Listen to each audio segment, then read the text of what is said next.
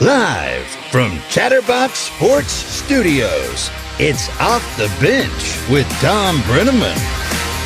Well, good morning to you and yours, and welcome to Off the Bench, presented by United Dairy Farmers. I'm Thom Brennaman. We come your way each and every day, Monday through Friday, 10 a.m. to noon Eastern Time. You can find us on YouTube. That's /Chatterbox Sports. We ask, as always, that you please subscribe to the program. You can also find us streaming on Twitter and Facebook. And again, that's on our Chatterbox Sports page. Flip the notification switch on. If you prefer to join us in podcast form, by all means, please do. Search Off the Bench with Thom Brennaman, and you're dialed in. Bengals have the day off today. They get back at it tomorrow, preparing for Sunday's road game in Tampa. Brady and the Bucs, 6-7 on the year, were throttled Sunday by the 49ers. And now all of a sudden, Tampa Bay, a desperate team, fighting for a playoff spot. The Bucs lead the division by a single game over Carolina and Atlanta, who will now start Des Ridder, the former UC star at quarterback, beginning this weekend. Cincinnati, meanwhile, winners of 5 straight, has opened as a 3.5-point favorite in the game. Kickoff 4:25 p.m. on Sunday. James Rapine joins us shortly to talk about the very latest injury news on T. Higgins, Hayden Hurst, Trey Hendrickson, and Tyler Boyd. Last night in the desert, Patriots and Cardinals, it was hard to watch. Arizona quarterback Kyler Murray suffered what appeared to be a very serious knee injury. No official word yet. It was a non-contact play, but he's believed to have a torn ACL. The Patriots won the game 27-13, outscoring the Cardinals 14-10 in the second half. New England 7-6 on the year right now and holds the final wild card spot in the AFC playoff picture. The Patriots own tie breaks over 7-6 LA Chargers and 7-6 New York Jets. The Cowboys got really bad news yesterday, learning that starting right tackle Terrence Steele will miss the rest of this season with a knee injury.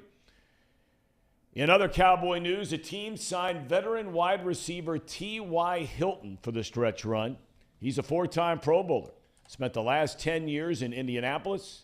He played in just 10 games last year due to multiple injuries. The 49ers, on the other hand, get pretty good news about Deebo Samuel. You may remember he was carted off the field, looked like a serious injury on Sunday. Turns out he has a knee injury, an ankle injury, but neither appears serious enough to keep him out for the rest of the year. You want to talk about a gamer, and we love gamers here on Off the Bench. That's Jets quarterback Mike White. If you didn't see it, this cat took an absolute pounding on Sunday against Buffalo. The guy left the game twice, and each time came back to play in the game.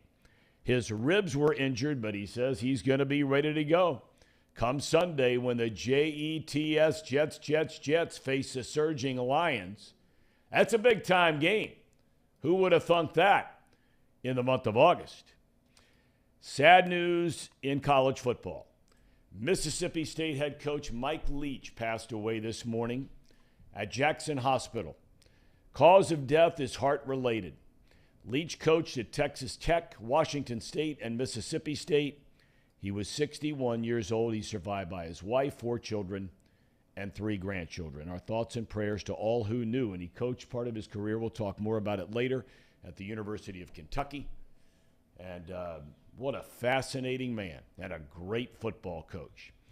College basketball, Xavier is back at it tonight against Southern. Tip-off at the Cintas Center. Paul will be there.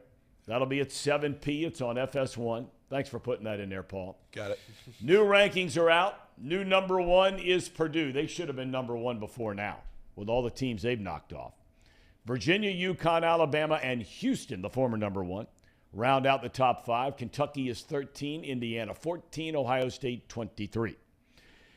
Really, really interesting story here going on in Austin, Texas. I don't know if you've been reading about this, but Texas head coach Chris Beard was suspended by the school after being arrested on Sunday night on a felony domestic violence charge.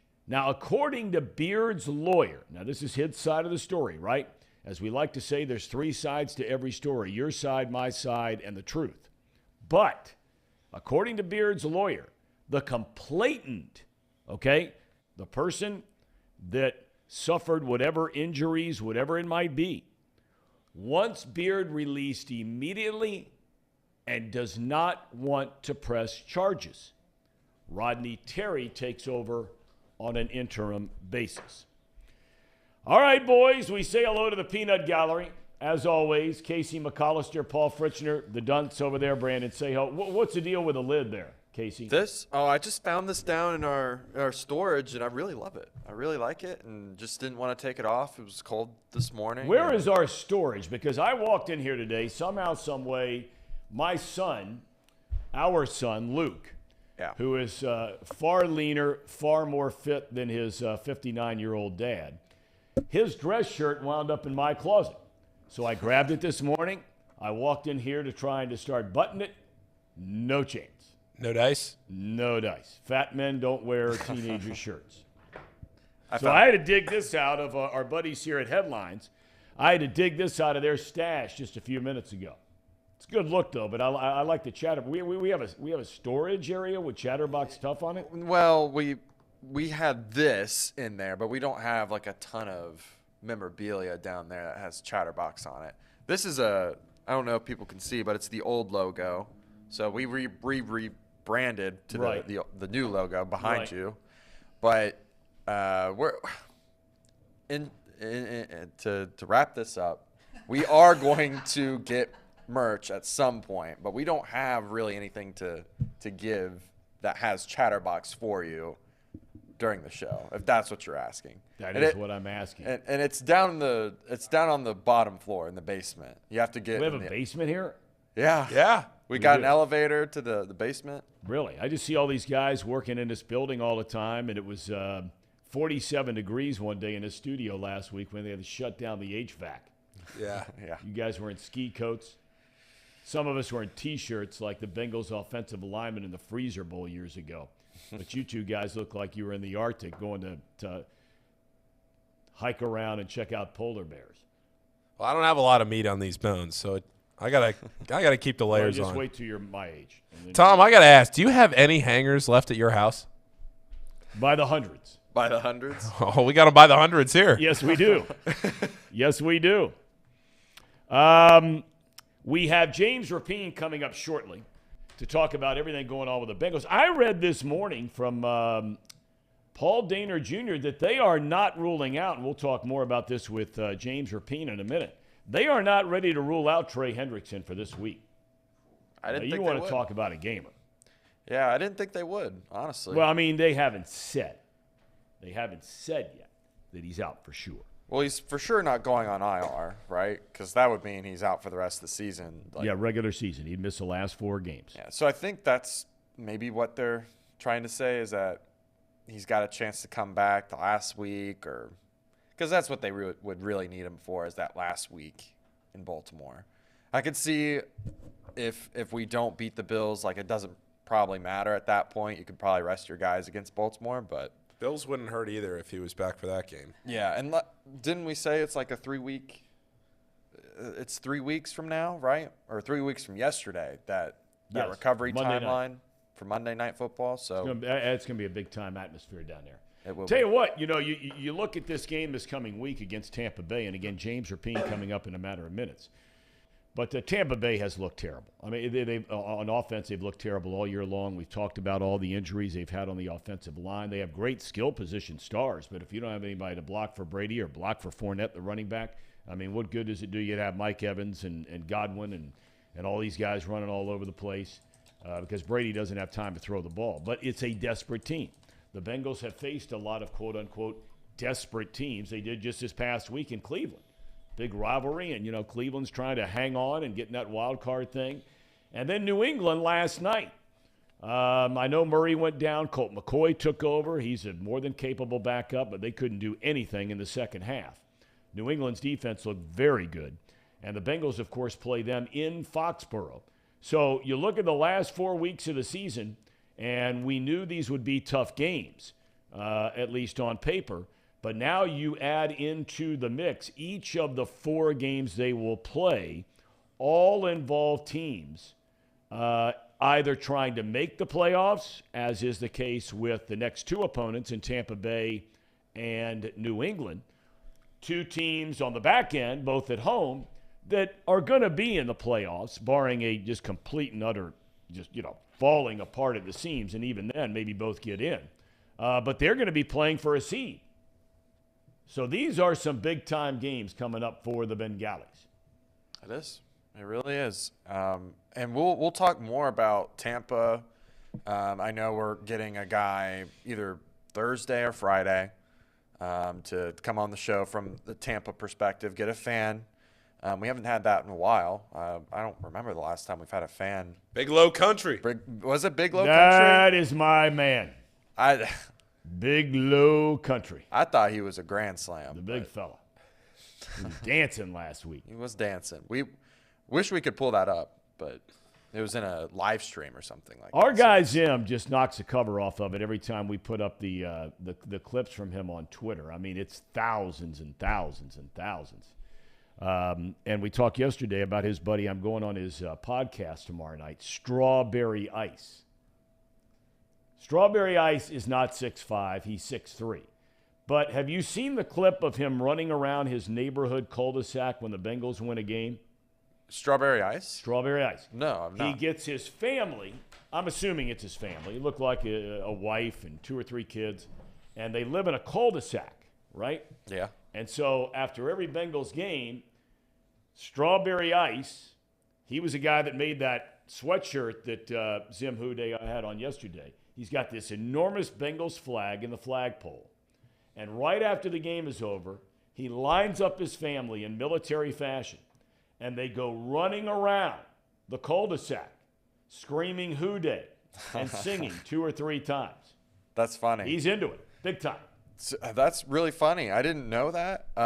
When I was a kid, I used to watch the Bengals games at my grandparents' house. And my oldest cousin, Ben, he's a loyal watcher, viewer, listener. So he'll know what I'm talking about. He would take pretty much what we made was a trumpet after every Bengals game. We had a trumpet?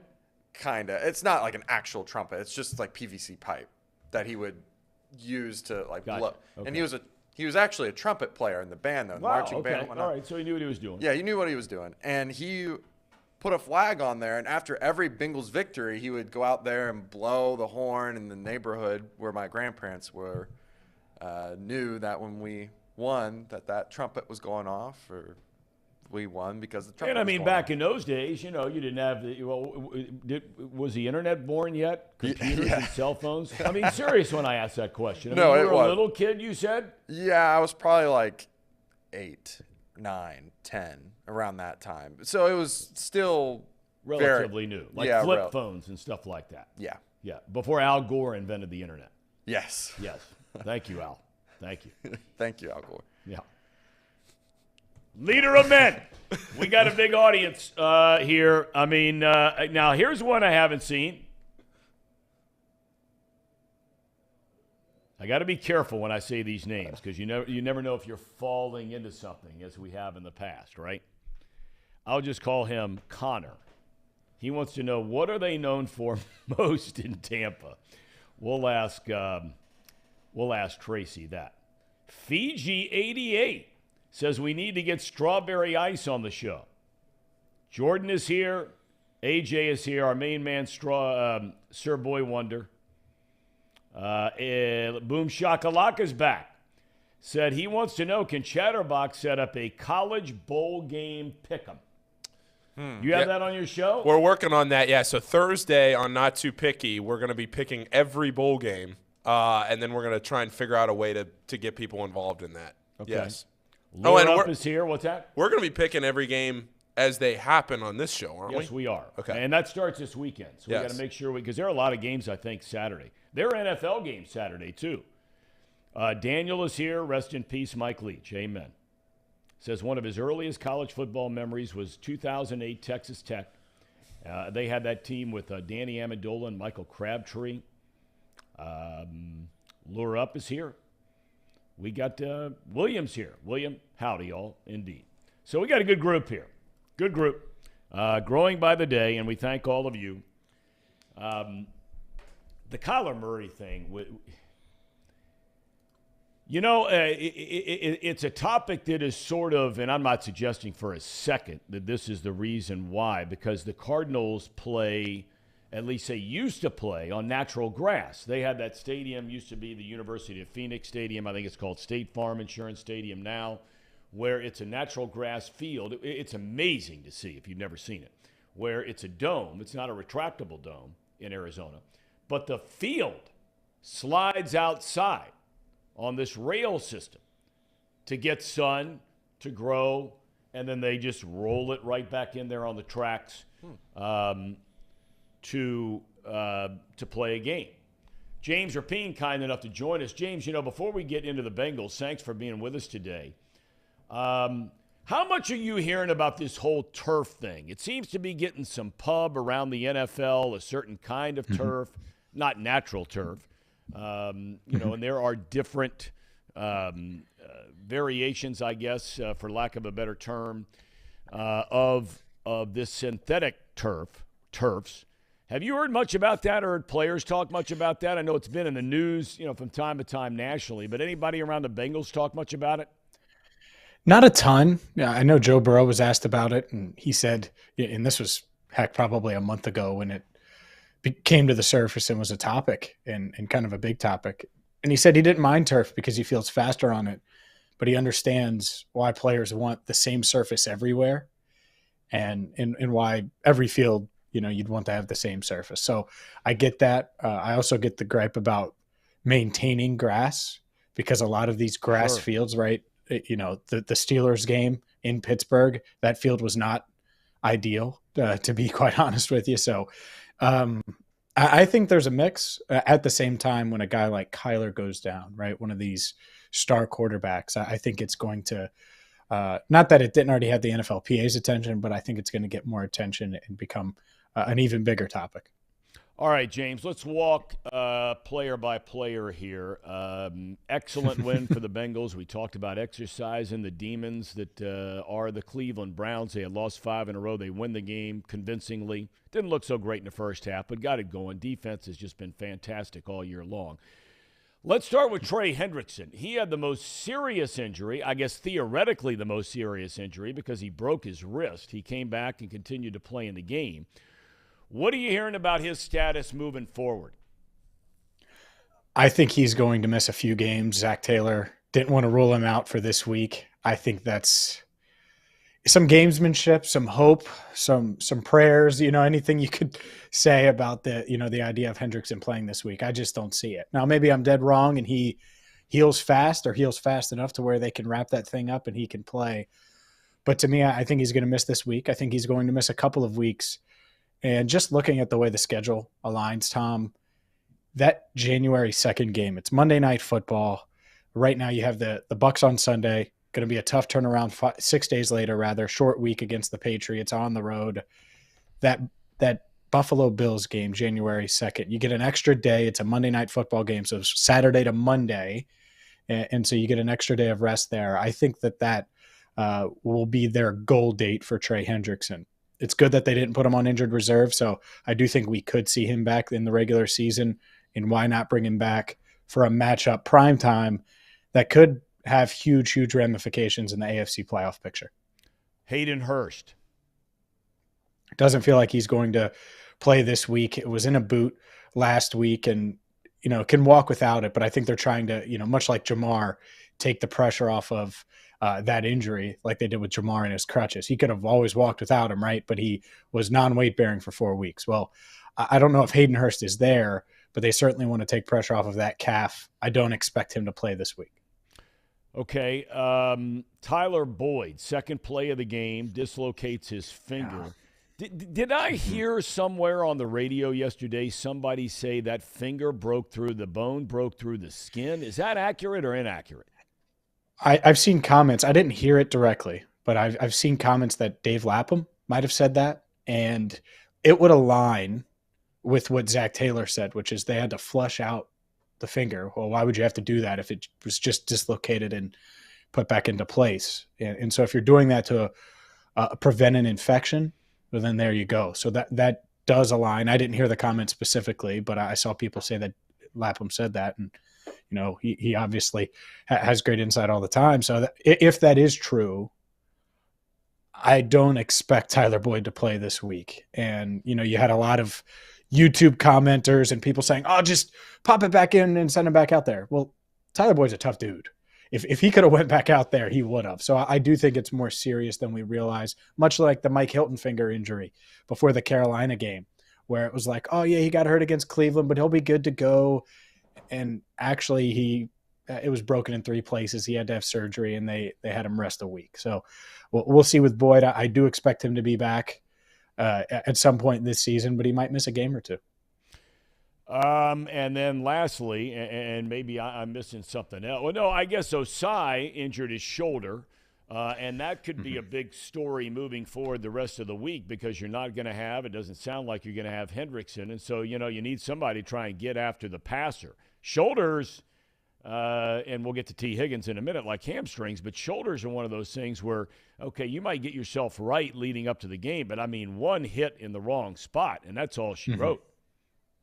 Yeah, and Osai did return, which is a good sign, but they might have to brace it up, and have him wear something so it doesn't pop out again, assuming that's what it was, and that's what it looked like from the sideline, or from the press box, rather, when he ran to the sideline. Is he was holding his arm, it was dangling there a bit, and you fast forward a few plays, and he's back in the game. So hopefully he can go, because they're going to need him, and they need him to be a disruptor off the edge without Trey Hendrickson, and that's much, much easier said than done to fill those shoes, right, of Trey Hendrickson. And they don't necessarily need that, but they need someone not named Sam Hubbard to get pressure off the edge regularly. And naturally, Joseph Osai would be the guy. So we'll see on him. We don't have a ton of information on him, but you're right. The shoulder injuries are weird, and they can pop out at any time if you do suffer, a dislocation and it pops out of the joint there. So we'll see how he progresses this week. Hopefully he can suit up on Sunday. I don't know about you, James, but the one that concerns me the most, look, at the end of the day, people don't want to hear it, but it's the truth. I mean, like Boyd's situation, as long as you're not facing an infection, you can shoot that thing up before a game, and knowing Tyler Boyd, you're going to get out there and play. I mean, that's just the way the world works. People may not like hearing it, but that's the way the world works. He could probably go do it and would take a shot, numb it up, go play. Is the Higgins thing, because this is a guy clearly who is such a dynamic force and an unbelievably productive player on this team. Hamstrings, they appear to be worried about it. Where are they? Where are you from what you hear on this thing? You should be worried about it, because this team is not the same team without T. Higgins. And that's just what they're facing right now. Now, Trent Irwin, Trent Taylor, they've made plays, and Joe Burrow's superhuman and can do that and make plays with those guys. And we've seen that. But when you're talking about making a run at the 1 seed, you want T. Higgins out there. And there's going to be stretches and lulls. I can't believe the Browns played Jamar the way they did the other day. I would have put 3 guys on him, and I would have said, okay, someone else win. And I think that's what Tampa should do this week if there's no Tyler Boyd, no T. Higgins. So it's important to have T out there. Hamstring, he wanted to play, according to Zach Taylor. Seemed fine all week and then popped up on the injury report. Hamstrings linger. And so I think it is smart by this coaching staff to hold him out, and hold him out of that game, a game that they clearly thought they could win without him. This Tampa game, this is almost a woodshed game for the Tampa Bay Buccaneers. And you've seen Tom Brady long enough, we all have, to where they should come in desperate. And it's hard to knock out a desperate team that had high expectations coming into the season. Even as bad as they've been, they might not be as bad, especially at home this week. So having T. Higgins, that'd be huge for Joe Burrow, Jamar Chase, Joe Mixon, anyone you want to talk about on offense. So we'll see if he can go. But hamstrings are weird, and we're going to have to monitor whether or not he can practice, if he does practice at all this week. And even if he does, for the fantasy footballers out there, have a backup plan, because obviously – well, we're not sure how it's going to respond, what's going to happen on game day. I will say this too, Tom. At least it's warm this week. Yeah. It's not like he's going to struggle to get that get stretched out, get loose. So that part will help him playing in Tampa, I believe. Anything else going on down there that we should be aware of? I mean, obviously you have your podcast, you have daily updates on everything going on. Anything that we're missing here leading up, at least early in this week? I know they had the day off today, but anything looking forward to the rest of the week? No, I think they're a really confident team. And if they have to go to Tampa without Boyd, without Higgins, without Hendrickson, that's 3 huge pieces. 3 of your 10 or 12 best players? Sure. Hendrickson's probably your 3rd or 4th most valuable. And so to not have those pieces, it's a big loss. At the same time, the guys, they're going to think that they're going to go in there and slow down Brady, which, by the way, they've scored the Bucs the fewest amount of points in the NFC South. So as bad as that division is, it's crazy how bad they've been on offense. So that's noteworthy as I start to look ahead to Sunday's matchup. But no, I think that they're rolling at the right time, and we'll see because they're going to be shorthanded. It just depends how shorthanded. We'll see if they can keep it rolling. But they're certainly confident, no doubt, going into Sunday. Before we let you go, I want to ask you about the Cleveland-Baltimore matchup this weekend. I think we all agree that, Deshaun Watson, when he played against Houston 2 weeks ago, his first game in like 700 days, something along those lines, he didn't look great, but he looked a lot better last week against the Bengals than he did in his first game. From what your sources are in Cleveland, and you used to work up there for a while, are they all in on competing the rest of this season? Yeah, no doubt. I think they are, and I think that, once that suspension came down, it was, all right, Jacoby Brissett, hold the fort down for Deshaun to come back, and then hopefully Deshaun can help you sneak into the playoffs. And I think Brissett did his job. Obviously, Watson was just much more rusty than they anticipated, and they have more holes than I think they anticipated, going into that Bengals game. I think it was clear that the Bengals had the better roster. Even though they were shorthanded and lost Higgins after one play, essentially lost Boyd after 2 plays, they were the better team with the better quarterback. And the reason the Browns went after Deshaun Watson is because I think they looked around the division and said, all right, Lamar Jackson, Joe Burrow, we're not going to beat those guys with Baker Mayfield. We got to make a move. And so that was as much of a future play as it was for this season. I do like that you brought that up, though, because why not lose more? And they still might with Deshaun Watson, but lose more this year, get a better draft pick, and move on. Well, they might not have their first rounder now that I think about it. They probably don't. They probably send it to Houston. So they might as well compete their tails off, honestly, because there's not much they're getting out of it otherwise. Were you not in shock? And look, there's stuff that goes on around the league, and I've never been a coach, and it's easy for me to sit here and not Monday morning quarterback, but quarterback while it's going on. Been a lot of talk, as there always is on any coach, when teams don't meet expectations. Kevin Stefanski up there in Cleveland, I think he's one game over 500, if I'm not mistaken, during his 3rd season there as a head coach. But when you're sitting up there in the press box, in that opening drive, they're going down the field. And all of a sudden, on 4th down, they take Watson, who they've been waiting on for 12 weeks to play in a game, and they take him out of the game on a 4th and 1 and put in Jacoby Brissett. Were you in as much shock, or maybe some of the guys that cover Cleveland that were sitting around you? I don't know if you had a chance to talk to them about it. Were you or any of them just in shock by that move? Yes, 100%. Because the game script and the way the game started, it was all Browns. It was injury to Boyd, Hilton's limping and on the sidelines, Higgins that only plays 1 snap on the first drive. And the first 2 plays, Watson hits Amari Cooper, then Chubb runs for a first down. And it's like, all right, 3 and out for the Bengals, multiple injuries, Browns starting to roll. You want that momentum. And so I get going for it. And I probably would have went for it. You want to seize momentum, get out to an early lead, get after Burrow with Myles Garrett and company. Makes sense. The Jacoby Brissett idea, if you're going to throw it like that, that's insane to me, 1. 2, if you are going to put him in, and I thought about this, I was like, oh, okay, well, maybe they're bringing him in for a quarterback sneak because you don't want $230 million guaranteed sneaking it right now. Maybe he's better with the hard count at this stage just because he's had more reps with this offensive line, a backup center, all of those things that go into it. Maybe that's the case.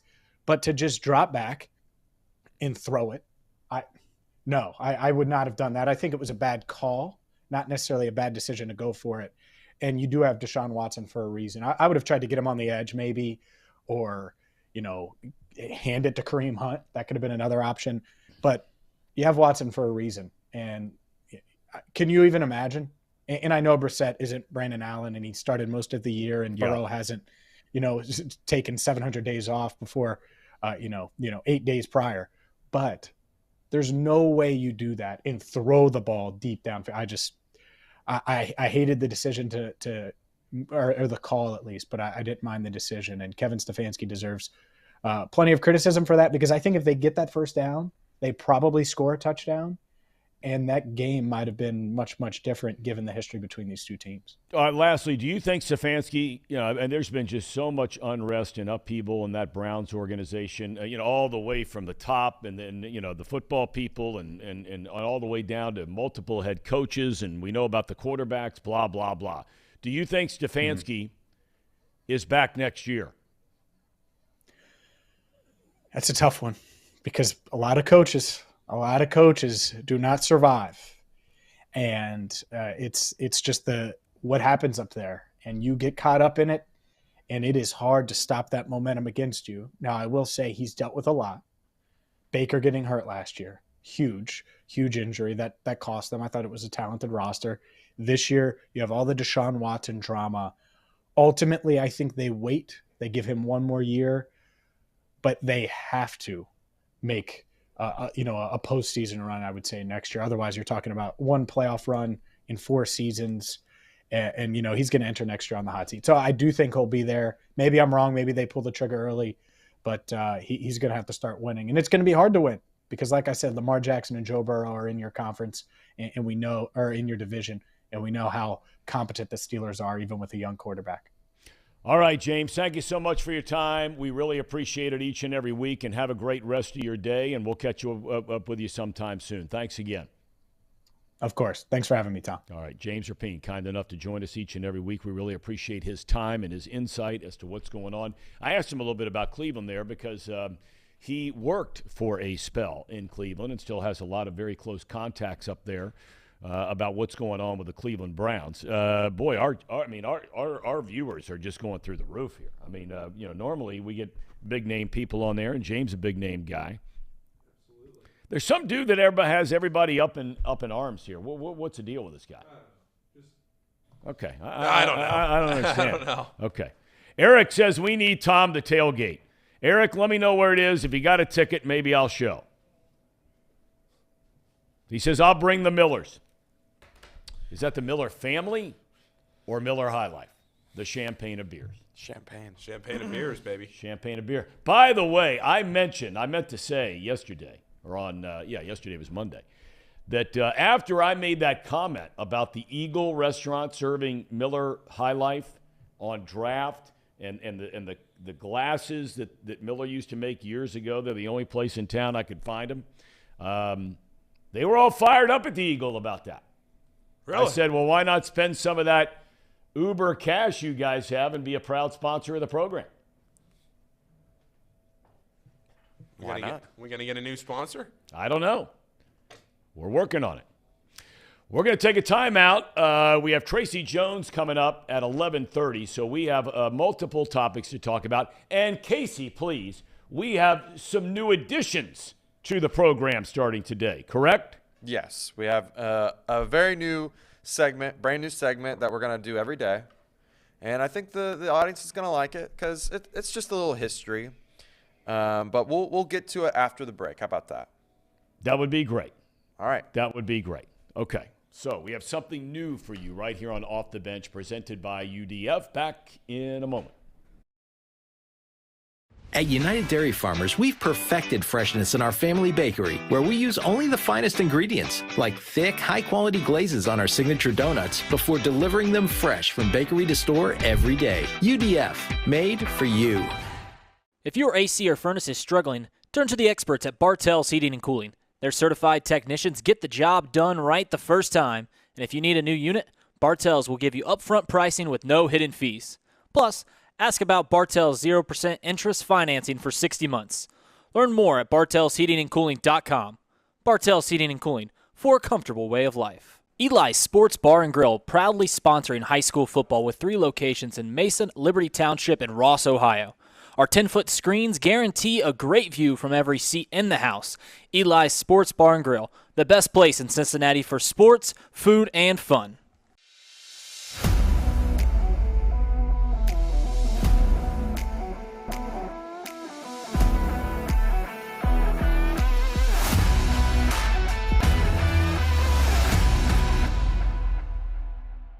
Where can you turn when you're in pain? Turn where more high school, college, and pro athletes turn. Where your neighbors and weekend warriors turn. Turn to Beacon Orthopedics and Sports Medicine and get superior care on your schedule. That's the Beacon difference.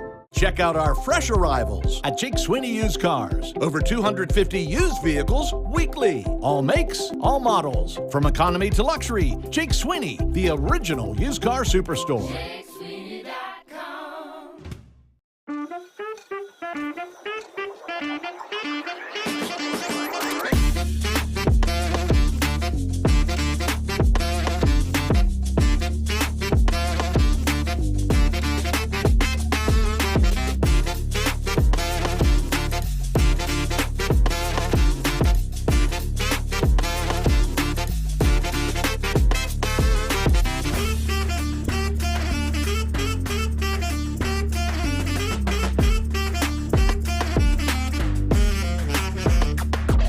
There's 2 beds in that room. There's 2 double beds. Boy, your in that audience room. Jim wants to know, said it kind of reminds me of Mr. and Mrs. Wilson on Dennis the Menace. There are a lot of people wondering, what's going on down there. Because you've been very hard on Danae on this program. I mean, you have worn her out when it comes to her choice of accommodations on places where you guys have been staying, whether it was down in Mexico. Right. I think you referred to that 6-star resort as a dump. And then you went on to say that the house you rented down on the Gulf side of Florida here the last couple of weeks was also a dump. Anything you want to share, or would you just rather stay away from that topic? No, we were catching a situation. There's no doubt about it. But, Casey, this is what you have to look forward to when you're married for 13 years. You see that? No action, pulling no wool, and then going back, pulling no wool. So 13 years of marriage, that's what it gets you.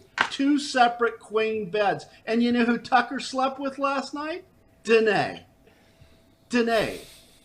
I'm all by myself, and don't think I'm not going to go to that Taylor Swift concert and get me some phone numbers so I can get a Mrs. Jones number 3, because I will. I ain't messing around.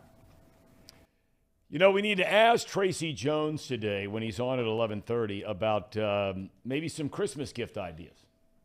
Yeah, that'd be a great idea. Especially for you 2 guys. Oh, yeah. Meaning for your bride-to-be and your longtime girlfriend. Absolutely. I do need some ideas. I'm fresh out of ideas. Well, Tracer, he'll have something in his hip pocket for you. I got a 5-year dating anniversary with Lizzie coming up on 5-year dating anniversary? Thursday. Yeah. Is that I guess that's a thing, right? Well, Paul, if I can give you one piece of advice here, okay? All right. There's one thing she's expecting. And only one. What, is this like rocket science here? I mean, seriously.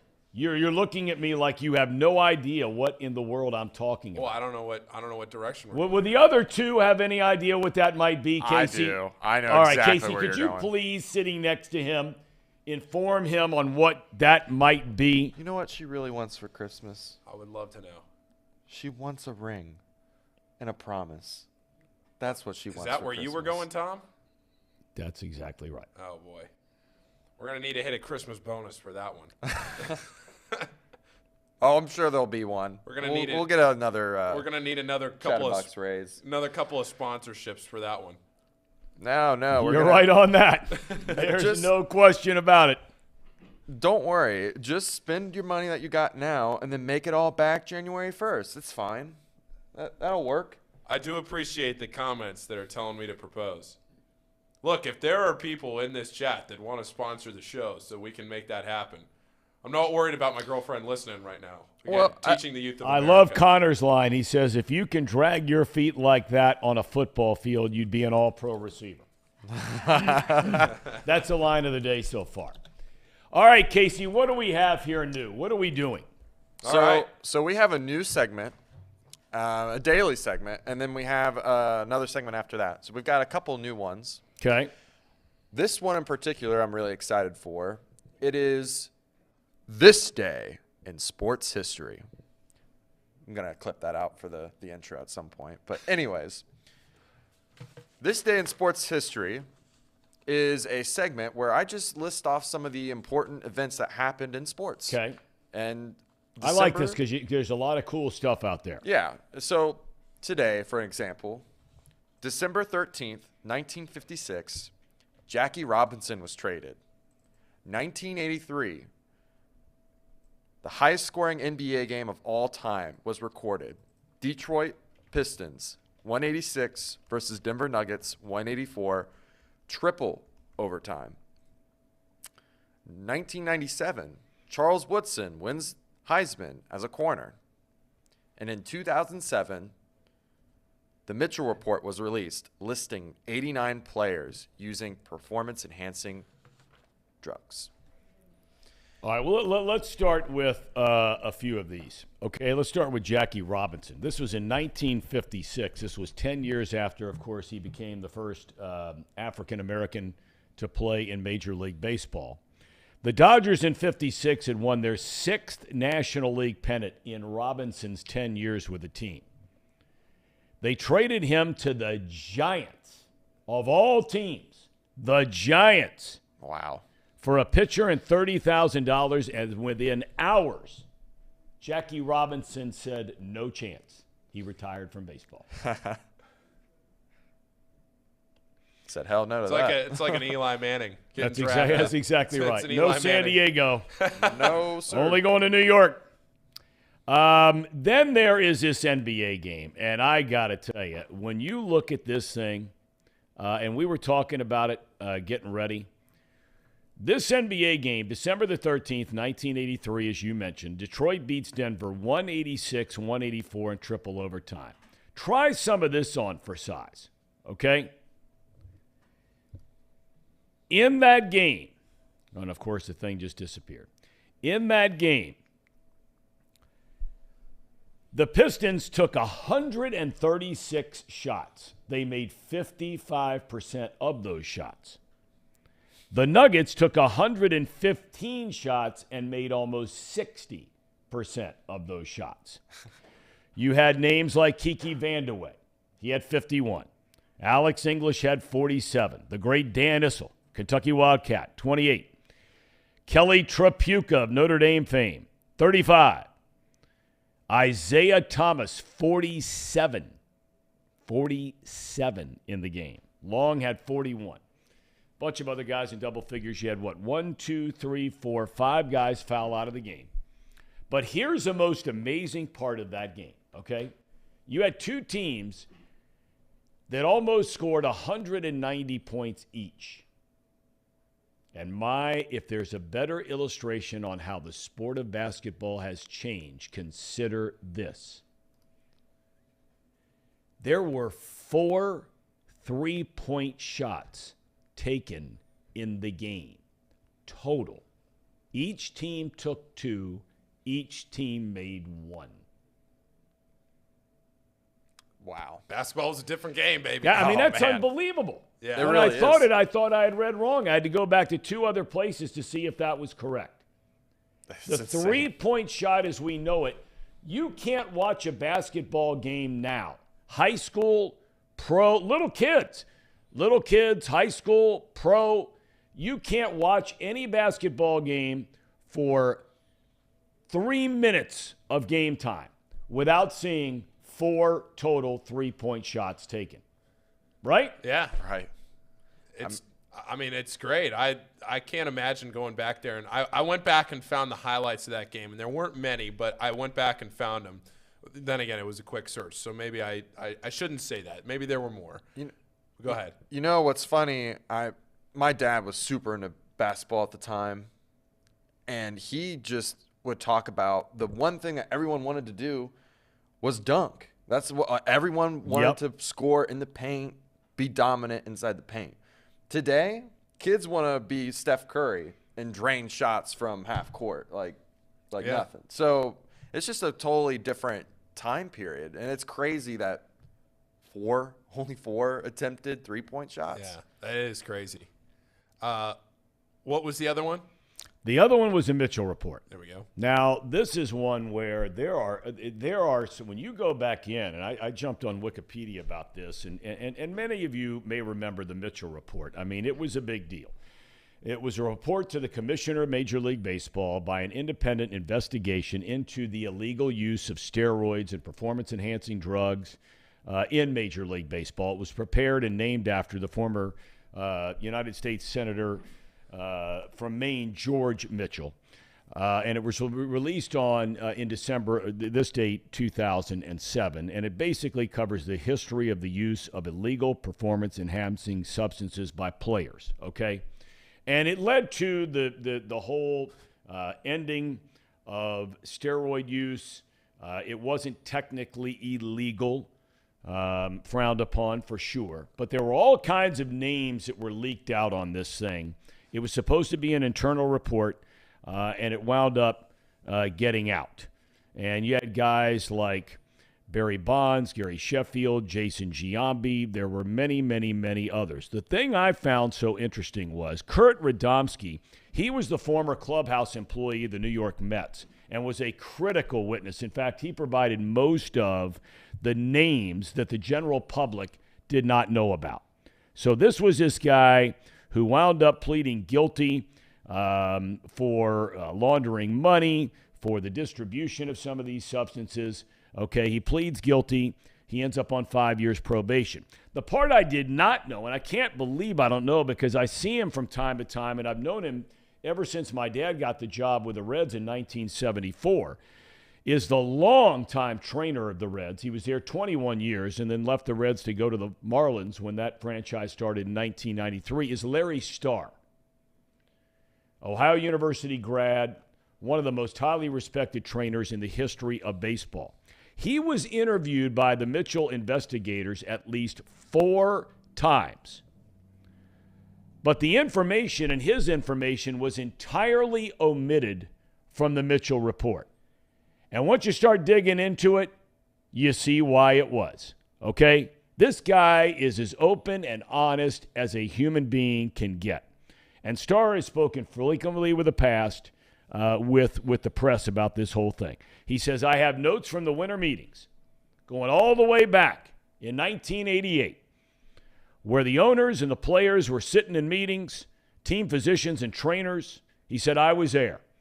And the physicians and trainers stood up and said, look, we need to do something about this. We've got a big-time problem in this sport. He went on to say that he told a reporter someone ought to ask Bud Selig, the former commissioner of baseball, whether he had any suspicion at all about these PEDs. Was there ever one time from 1990 to 2003 that you, Mr. Commissioner, had any suspicion that people were doing something wrong or cheating? Starr says if he says no to that question, he must not have watched many games, because you'd have to live in Siberia to not know it was going on. So I'm not surprised that did not end up in the Mitchell report. But Larry Starr is, like I said, he is as top flight as they come. And I had no idea that he was so heavily involved in that. I was working in the sport at the time, doing games every day. And, you suspected without a doubt there was something going on. But you really didn't want to read about it. I didn't want to read about it because I knew it was going to be a total black eye to the sport. There were other names that came out, Roger Clemens, Andy Pettitte, Miguel Tejada, Eric Gagne, among many, many others. And it's sad because in a lot of cases, some of the names that were in that report, if I'm not mistaken, Bronson Arroyo, of all people, was in that report. Yeah. And his, there's a whole laundry list of performance-enhancing drugs that are not quote-unquote steroids, that they're taking for other things. There have been abuse of some of those things. Adderall comes to mind. Ritalin comes to mind, some of those kinds of things. You can dump some of those a powdered drink to try and give your body some protein. It's got something in it. You're going to get busted. I'm not saying that's what most of these guys are doing, because I think we all agree in a lot of cases they knew exactly what they were doing and getting out of it what they planned on getting out of it, and that was making millions and tens of millions of dollars and having long, in some cases, Hall of Fame careers. But the sport is better for it since that came out, I think. Right. It gives everyone an equal playing field, right? I mean, it does. It does. Thom, I'll put you on the spot a little bit. Do you have any stories from when that came out, where you were, or what was going on, or what were anybody you you doing? talked The only to? thing I can tell you is this, and that is this. Look, I know there are a lot of people out there that have votes for the Hall of Fame, and it went from the writers to now the Veterans Committee, okay? There are a lot of people out there that don't like Curt Schilling because of his politics. And he has said a lot of things that a lot of people don't like. But this guy was one of the only guys that had the guts at the time. And he's got a big mouth, but he's not afraid. I mean, any challenge that's out there, whether it's facing Barry Bonds in the batter's box or facing a horde of reporters, and knowing that he's going to say something that is going to tick off half the players in the game who are cheating. But I remember he came out at the time and said, look, all of these guys, he said, it's a joke. They're cheating. It's unfair. They know who they are. I've never done anything one single time to cheat. And it's created, like you just said, Casey, an unequal playing field. And Schilling has not gotten into the Hall of Fame strictly because of his politics. But I admired his stance very much when it came to this whole cheating scandal and the way he felt about it, and was one of the very few out there, a lot of cowards out there, a lot, that, didn't want to face the music, didn't want to, make any waves, that kind of thing. Schilling was not that guy. But, I mean, if you watched, and let's face it, a lot of you out there will remember this.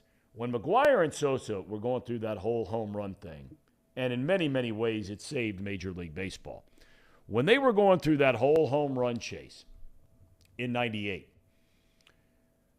the Diamondbacks had just started playing in 1998. And at Chase Field, it's a retractable dome, but in the outfield, okay, above the second deck, it's inconceivable when you sit in the stands and when you look out there and to try and understand what I'm about to say. Underneath the roof, okay, in the outfield, they have these panels that can open and close. They're used for advertising. But during batting practice, they would open the panels. So this is just underneath the roof, left center, right center, right field. Mark McGwire, during batting practice, was hitting balls through those panels. It was the most incredible thing I have ever seen in my life. It's inconceivable that a human being could do that. And to McGwire's credit, he is one of the few out there that has come clean. He said his conscience ate him alive, that he was using performance-enhancing drugs. Because no man is going to hit a ball through those panels in batting practice where the pitcher is throwing 60 miles an hour. They're not throwing 90, which is generating a bunch of power for you once you make contact in the bat speed. But you had to see it to believe it. And he wasn't hitting one every now and again out of there. If he took 40 swings in BP before a game, he was hitting 15 to 20 out for 3 straight days. I was out there this summer, and I remember seeing those panels. I hadn't been to Chase Field before. I remember seeing those panels open after the game. How in the world did he do that? No question. Well, we know how he did it. That's how powerful Wow. it is. I didn't know that perspective, story. yeah. That is insane. Now, in this day and age, we're talking now 20-something years later. Closing in, 25 years later. You're talking now where guys are just bigger and stronger because of food and weightlifting and diet and all these kinds of things. So, a guy like Aaron Judge, I would suspect that if he plays in Arizona in BP, he could probably hit one through there. Yeah. But back then, it was just insane. We're getting some, breaking news here. Is that right? Are we? That somebody has left to take the Purdue head football coaching job. Am I missing that? Or unless the chat is wrong. Purdue hires Ryan Walters, defensive coordinator of Illinois, to be their next head coach. So is Sir Boy Wonder our Adam Schefter? He is. It feels like it. Sir Boy's always on top of it. Sir Boy Wonder. Sir Boy Wonder 513. Leader of men. Leader of men. I don't like that. New addition to the show. New addition. Paul Fritchner's soundboard. I was like in shock there when you played that. I like that. Sir Boy Wonder is definitely a leader of men. Sharon's back today. She only shows up when the Tracer's coming on.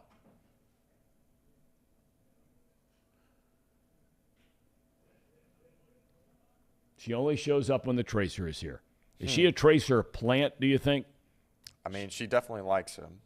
Well, I would say that she definitely has an interest in him if she only shows up when Trace is about to come on. Yeah, I mean, she Tracy. wanted to send a bikini pic to him at one point. Oh, that's true. I think that says it all right there. But anyways, Tom, we've got another segment for you. We do. What is it? That recapped our history segment, This Day in It's good Sports stuff. History. I thought it was pretty good. Really good. I like that. It might not always be as in-depth because That's right. there's some days where just not a lot happens, but we'll do that every day for you guys. This next segment is called Teaching Thom. And we Really? have something to teach you, Thom. Okay. Please, I'm all open. I have a lot to learn. There's one of those that goes around on the internet. Joe Burrow, Joe Shiesty. Joe what? Is that the word? Is that the hip word? I don't even know what to say. What? When a viewer tells me that I'm trying to be hip and I'm not as hip as I think I am, that hurts.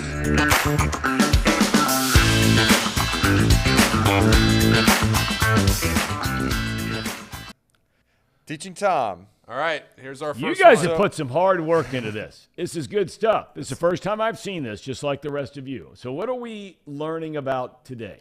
We are teaching you a phrase, 2 words. So, Tom, we know that sometimes the chat can come in. They can spice things up a little bit. So we're going to teach you this phrase, Tom. What does it mean to clap back? It means to respond quickly and sharply to criticism. Huh. Used in a sentence, you could say that Thom clapped back at A.J. Worse after he called him out for his bad take in the YouTube chat. Do you physically clap?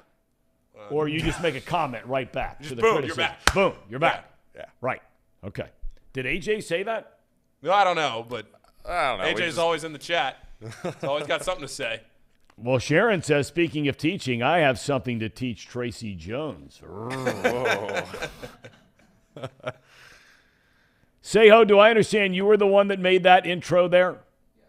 You were. Nice job. Thanks. And you might want to find a razor.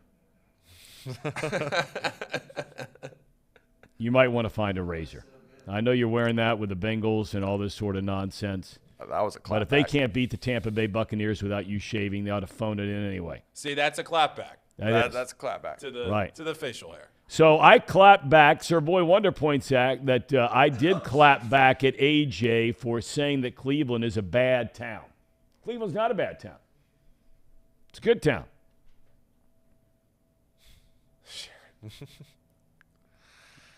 I don't know what you guys have against Cleveland. Seriously. They have some of the most beautiful suburbs in the United States of America in Cleveland. I've never lived there. I have no attachment there, no nothing. I got some friends up there, so I've had a chance to visit the east side, all the way up the lakefront to places like Hudson, Shaker Heights, much closer to downtown.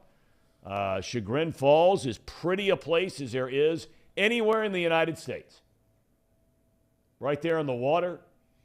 You move out to the west side, you got Rocky River, Bay Village, Westlake, all these kinds of places. I mean, they have beautiful suburbs. So what are you laughing about, Seho? What are you laughing about? The chat is just lighting you up, Tom. You got to. AJ says it's a dump. It is. Mistake by the lake, says Anonymous. The river is on fire. Now, Tomas, that's old news. They've cleaned that thing up, I'm told. And the USA veteran, we always say hello and salute you. All right, what do you guys want to talk about? So there's two things, because I wanted to kind of go off of that beautiful suburbs talk that you're having. Yes. I'm having the hardest time finding a honeymoon destination, coming up with a plan. Yeah. I mean, I spent all day yesterday after work trying to find just something. All-inclusive, not all-inclusive, flights, whatever. I mean, well, let's start with the first very simple question, okay? Yeah. Do you want to go to a warm weather destination? I would like to. The chat is telling me to take her to Cleveland since it's so nice up there. But I would like to travel somewhere nice, warm, maybe secluded. I know that's a little bit more money, but right now we were looking at like all the Sandals resorts and deals. Yes, I've been to one. And yep. Actually, I went to the one for kids. I think Sandals are just couples. There's a bunch of different ones. The same company owns them, but one of them is they're all inclusive. Yeah. Right? Yep. Okay, so did you not like the choices? Too expensive? What? Well, I saw some that were like in the $3,000 range, which is probably where my fiance and I kind of fall in, that $3,000, the $4,000 range. Okay. But there's some features in the $5,000 that include like going scuba diving and all the other stuff that's included with it. Wow. Yeah, so it's like, well, do we fork up that extra money, keep in mind we still got some things to pay for the wedding, so it's like I really need a company raise or something. I need another bet, big time, to be able to do something like that. But I wanted to know from the chat. Well, let me tell you what. The chat has plenty of suggestions. Do they? Let me. The chat has been popping off trying to help your love life here in the last 5 minutes, Casey. Southside Chicago. Okay. Spooky Nook. Okay. That would be Spooky That Nook would be Spooky in Hamilton. Nook. I'm sorry. I slur my words. I'm sorry. Spooky Nook. Kings Island. That's interesting, Sharon. Sir Boy Wonder says Topeka, Kansas. I've never been there, so I can't comment on that. What's in Topeka, Kansas? I have no idea. Is there anything in Topeka, Kansas? I'm sure there's something, but I don't know what it is. South side of Chicago. That'd be really good.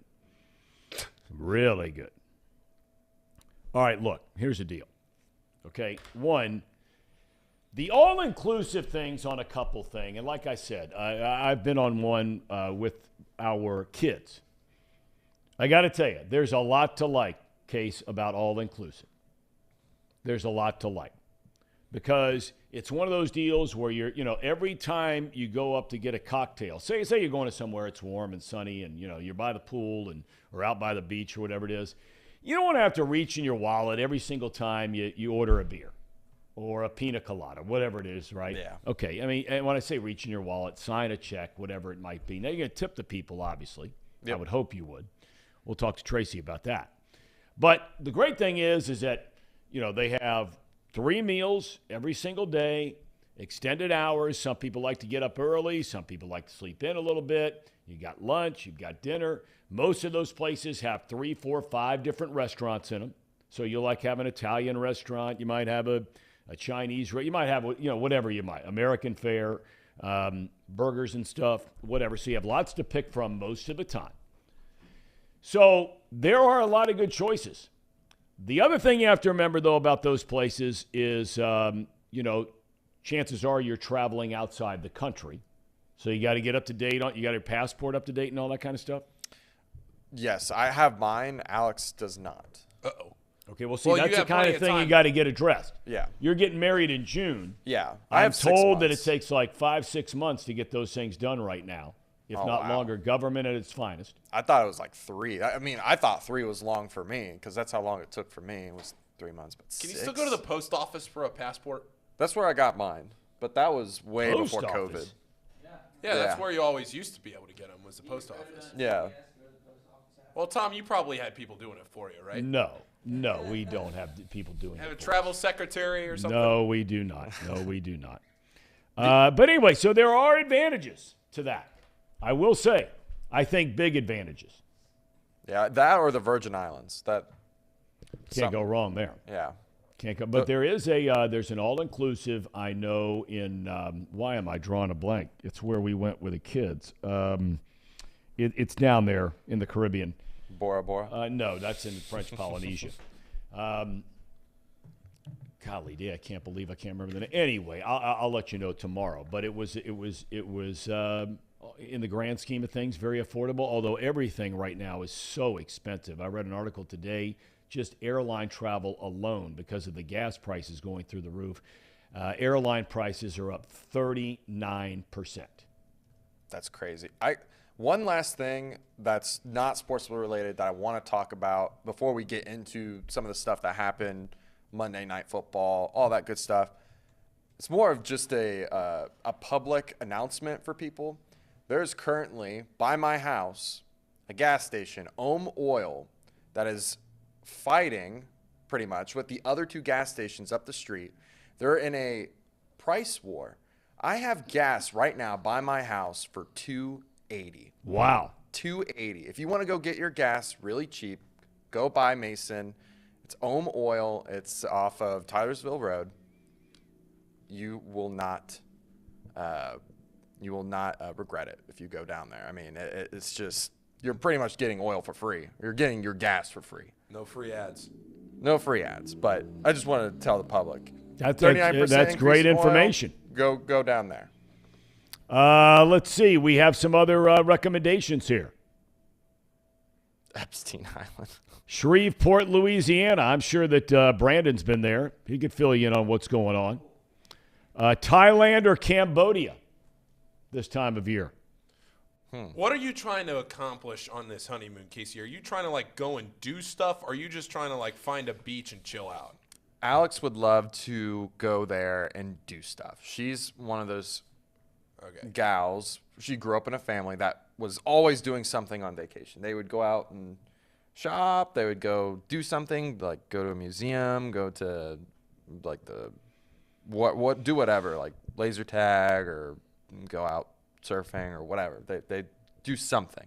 So whatever this trip involves, I would like for it to involve some sort of activities. You got to have something to do besides sit around all day. Yeah. I wouldn't want something that's all inclusive, super expensive, and just to sit there and do nothing because we don't have any more money. No doubt about it. So but that's where some of the places get you. So for you to find a place where you're going to get to do some of these other things as part of the inclusive package, I've never heard of before, and that's fantastic, because where it might look like it's an affordable place, and it was Turks and Caicos. That's the place I was trying to think of. Thank you so much. One of our guys in the chat pointed that out. Just want to make sure I say thanks to Anonymous. But then all of a sudden you start going, we were always into that parasailing. You ever done that? You parasail? Many times. Dude, well, that's I am maybe the only dude that has bungee jumped off a 400-foot platform. What? Yes, indeed. Do we have video of that? I have video, and I can bring it in. Oh, we need to bring that in. We will absolutely have video of Thom Brennaman. We were in New Zealand, which is the what's the word? Sports, the something sports capital of the world. Extreme sports? I don't know. What's that?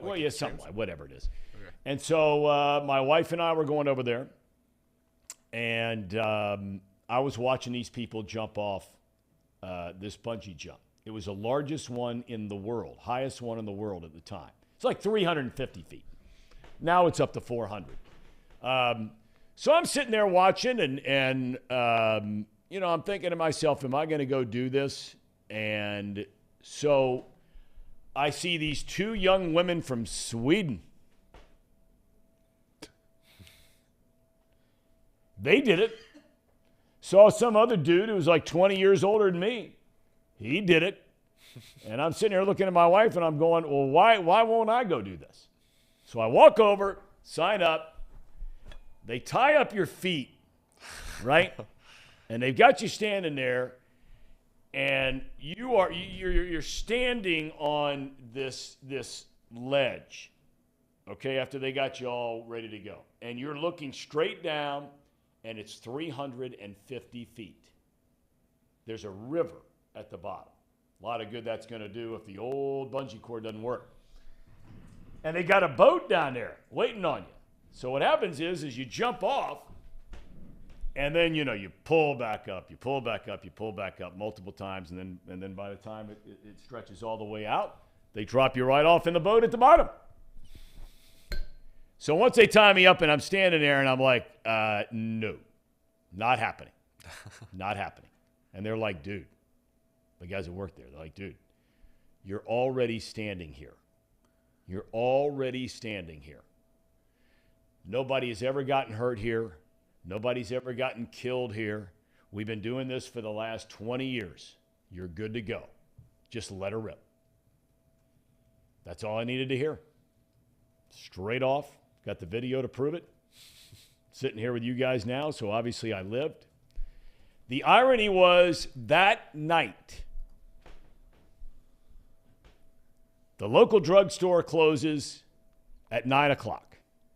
And my wife says to me in our hotel room, we're staying in this little bed and breakfast in Queenstown, New Zealand. She says to me,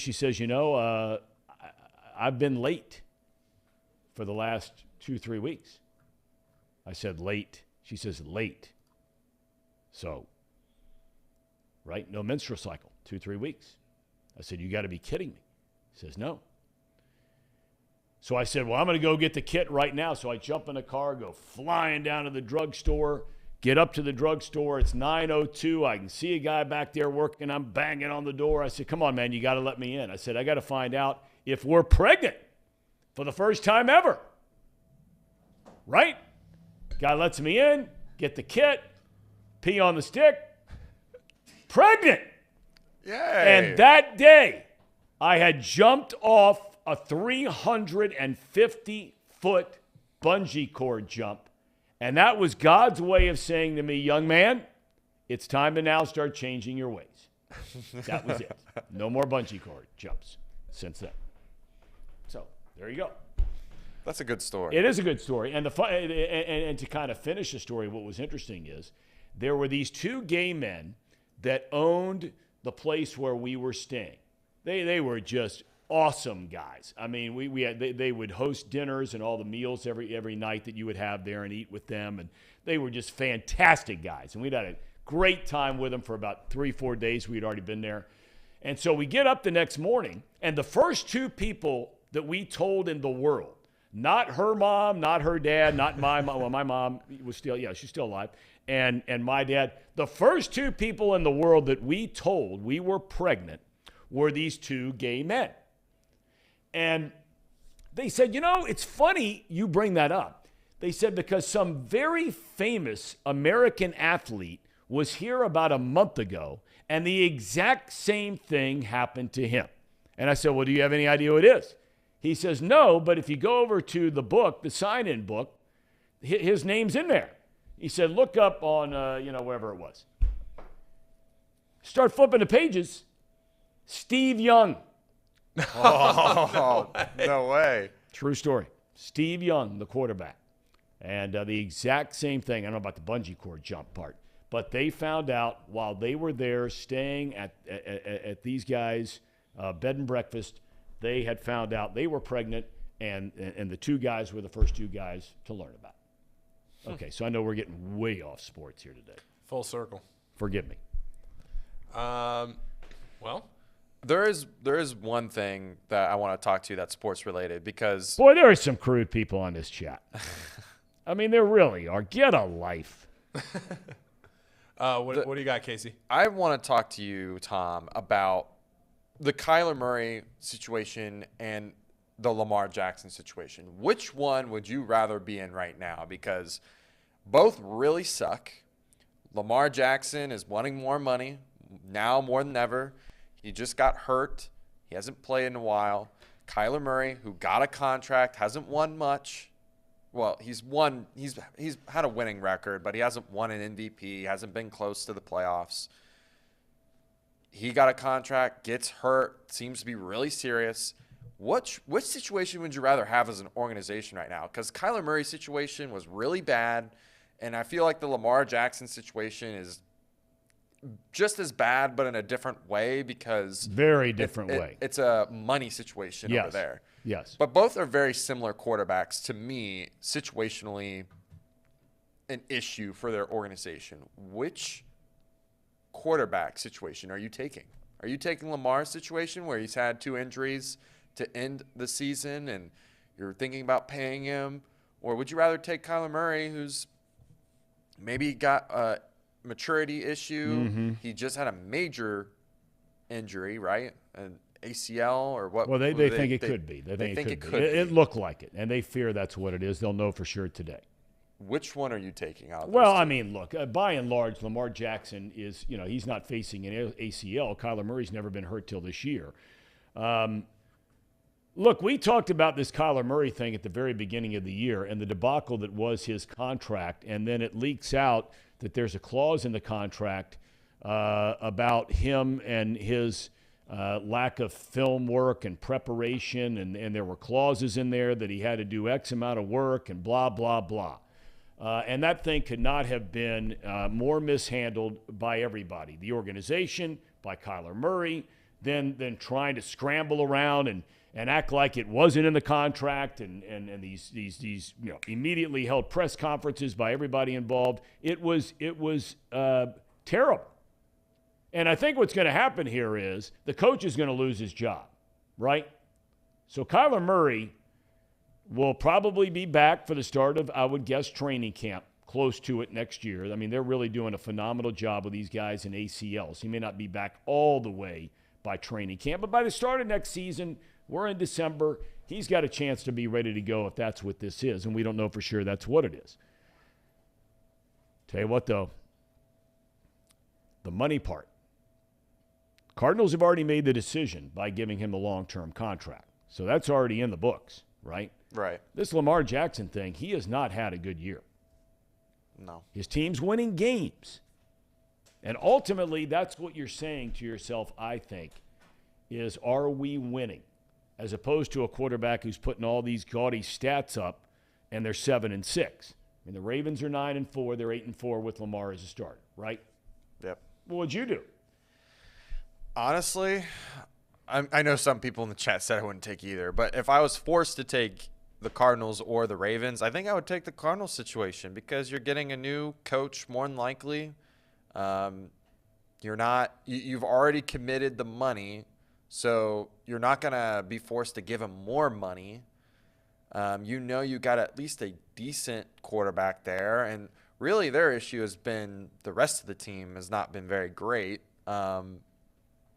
They didn't have any favors when they lost DeAndre Hopkins for 6 weeks or however long that was. So, yeah, I think I would take the Cardinals, and that's just not because I'm a Bengals fan. I honestly just don't like Lamar Jackson as a quarterback. I don't think he's played very well this year.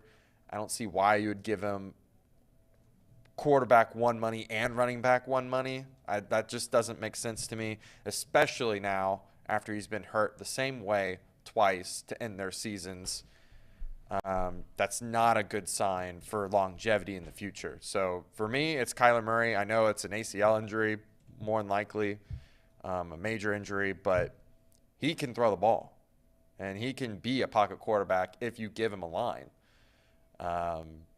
So that's where I would go. I'd fall in the Cardinals category. Well, I think everybody would agree, and we'll ask Brian Billick about this the next time because he was the one who said he really liked Huntley in the pocket. He thought he was a better pocket passer than Lamar Jackson, but obviously nobody can run like Lamar Jackson this side of Justin Fields.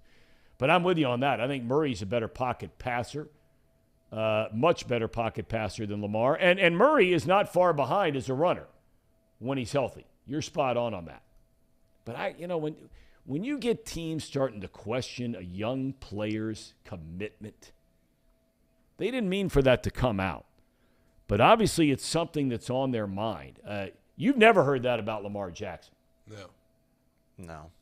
But Lamar Jackson has had some character issues or some things that we thought would be kind of red flags, like him clapping back at fans and things like that. And I'm seeing people in the chat saying, like, I know Kyler Murray hasn't won anything. They're probably not going to have the same quarterback or the same head coach next year. And I get it. I understand where you're all coming from. I understand John Harbaugh has been very good. But that roster, to me, cannot win a Super Bowl. It's going to be completely locked up if they sign Lamar Jackson. So what are you going to do? Not sign him? Because the question that gets asked all the time is if you're not going to sign somebody, who's going to replace him? Okay? Is that Huntley? I don't know. You know the way the Ravens season is going right now, they're not going to get a draft pick of some quarterback you think's got a chance to be, not to say guy can't be a great star drafted in the second or third round or late in the first round. Those guys are out there, but they're not going to get one of the top 2 or 3 guys coming out. 4 or 5 guys coming out. If you want my honest opinion, I think they shouldn't sign Lamar, let Tyler Huntley play his whole season, and go get yourself a couple receivers and see how much better this team does on offense. Because they've already got some really good pieces on the offensive line. They've got a good running back in J.K. Dobbins. They already proved they can win without Lamar. That's what I'm seeing. They've proved as a team that they can win without Lamar. So is it really Lamar that's the reason why they're winning? That's a question I want to pose to the chat. Is Lamar really the reason why they're winning, or is it because the roster itself is good? So if I was put in the Ravens situation, I guess I would actually want the Ravens because I wouldn't sign Lamar. That's what I would do if I was in the situation. I wouldn't sign Lamar. But I wouldn't. The question was more posed as an owner, you don't want to be put in the situation with your fans to not sign Lamar. You would rather be in the Cardinals situation where you have the chance to get a new head coach, change things up. Whereas the Ravens organization, you can't really change anything. You're either having to sign Lamar, and that's it. That's your guy. Your roster is pretty much locked up as it is, or you hit the reset button. And to me, I would hit the reset button because he has not proved that he can win the big game. Well, Holly is a newcomer to the chat and says, I don't think either Kyler Murray nor Lamar Jackson will ever get to the big game. Agreed. I think there's something to be said for that. Yeah, but you look at the Ravens, though, and I've made this point a lot on this show over the last couple of months. The Ravens are a team that just always hang around. I've called them the 49ers and the Ravens are very comparable teams to me, where not necessarily on the field, like stylistically, I mean more so that no matter what you do, the Harbaugh Ravens are always going to be no doubt about it. Always there. Ownership, whole thing. They're just always there. And it's kind of like the 49ers, that no matter what you throw at them over the last 5, 6, 7 years, the 49ers are just always there. No matter what. You can't get rid of them. That's right. So when you look at the 49ers or when you look at the Ravens, especially this, as we're relating this to Lamar Jackson and the Ravens, you talk about playing in the big game. Eventually, it feels like to me, if you get into the playoffs enough, and you don't want to say that they're just going to ease their way into the Super Bowl or anything like that, but they're a good enough team with a solid enough foundation that it feels like to me eventually they might figure it out. Now, whether Lamar Jackson is the guy or not, that I don't know. And maybe to this point he hasn't been. the Super Bowl type guy, but they're not the team. The Ravens aren't a team that is going to instill fear in the top half of the AFC. Like, I'm not sure the Bills or the Chiefs are necessarily looking at the Ravens and thinking, oh, man, that's a huge hurdle we got to get past. They may not be looking at it as a huge hurdle. I think you're right there, Paul, but I can tell you right now, nobody wants to play the Ravens. No. But and that's just what you figure say. it out. Does anybody feel that way about the Cardinals? No. Even if they hit a reset button? No. Outside of when Kurt Warner's slinging it around there?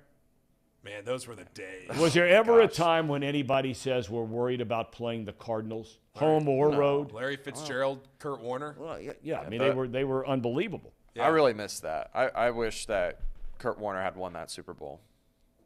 Saw where his son's was playing tight end for somebody in a college game last week. Who? Or playing Kurt wide Warner's? receiver. Kurt Warner's Warner? son. I think he's at Kansas State. Oh, you know what? You're right, Thom. I think he was in the Big 12 championship game. Yeah. You know, Carson Palmer did okay there for a little while with the Cardinals, but nobody's ever said, you're worried about the Cardinals. And it is Kansas State. Yep. Yeah. Kansas State. All right, we're going to take a break, and Wait. you know who's coming. Yes? One, before the break, two things. One, if you haven't liked the video already, make sure you do that. Subscribe.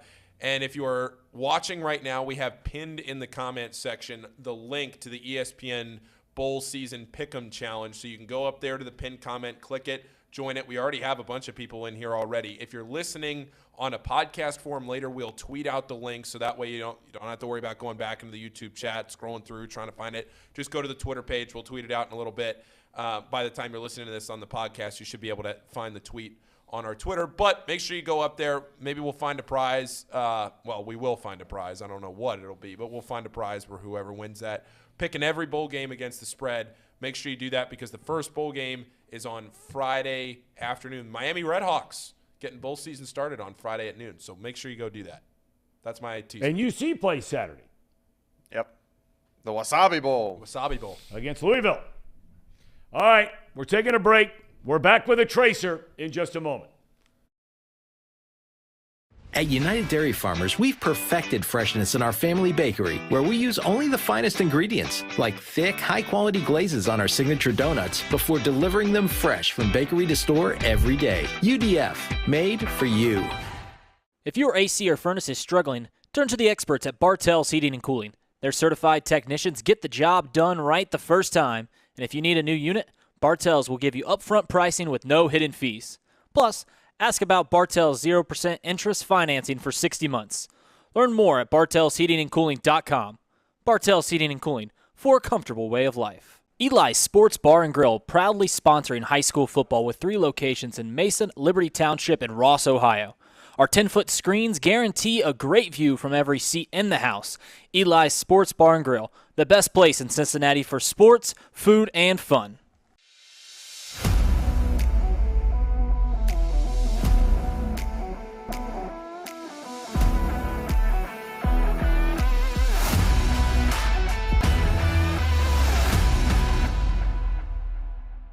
Where can you turn when you're in pain?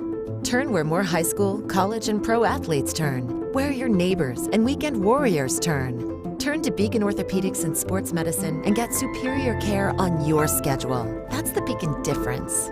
Check out our fresh arrivals at Jake Sweeney Used Cars. Over 250 used vehicles weekly. All makes, all models. From economy to luxury, Jake Sweeney, the original used car superstore.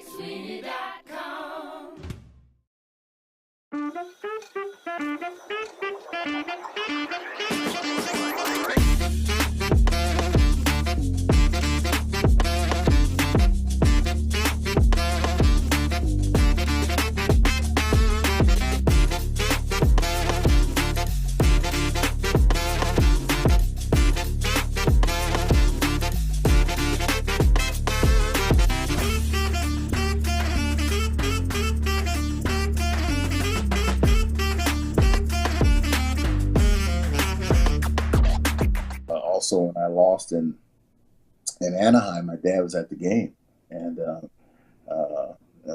my dad was down and out and sad. And see, back then the older generation, a lot of times they would use negative motivation as like you can't do this or hey man, you won't do that. where nowadays you can't use negative motivation, to the young kids, because a lot of them will just sit out on you and quit. You know what I mean? So my dad, never forget, and I've told people this. He told me, he said, "Son, I don't know if you'll ever win one, a pennant or not.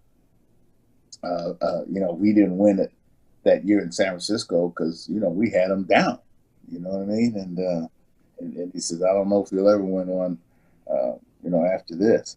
And that's the first thing that I thought about, was say, "Hey, Dad, you're wrong again." I mean, I swear that's the first thing I thought about. Dad, you're wrong. Everybody wants to say, "Dad, you're wrong," right? There's two. All right, that's our buddy Dusty Baker. He was on a couple of weeks ago, and if you want to go back and listen to that, please do. All right, here he is. Twice a week, every Tuesday and Thursday, the best 30 minutes on television.